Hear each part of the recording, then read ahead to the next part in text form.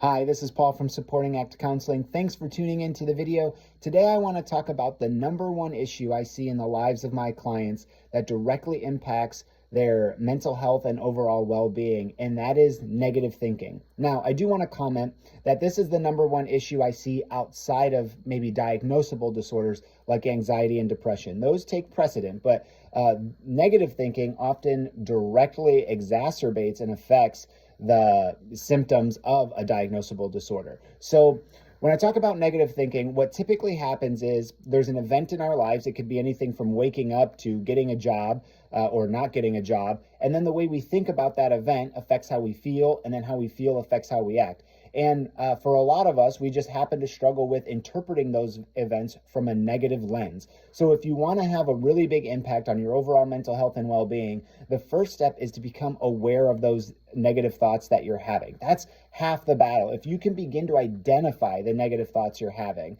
then that's going to, create a lot more awareness about what the issue is and allow you to start working to kind of fight back against it. So then the second step is to start challenging those negative thoughts and beliefs, to not just accepting them and thinking that's how it has to be, but to start saying, is this thought helpful? Is this thought, is it helping me? Is it doing anything for me?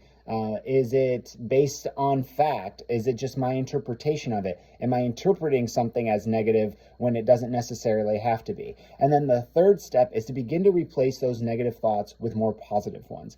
And so you can begin, a simple example is when you wake up in the morning, if you say to yourself, it's going to be a bad day, I don't want to get up, I don't want to go to work, or I don't want to go to school, then you're going to feel negative, you're going to feel grumpy, unmotivated, and then you're going to get up and you're going to be unmotivated. You're not going to be as active, you're not going to be as engaged in the things during the day. But if you wake up and choose to you can choose what you want to think about. We are in control of our thoughts. So you could say to yourself, today's going to be a good day. I've got these things I'm looking forward to. I'm going to learn something new. I got, this good thing I'm looking forward to.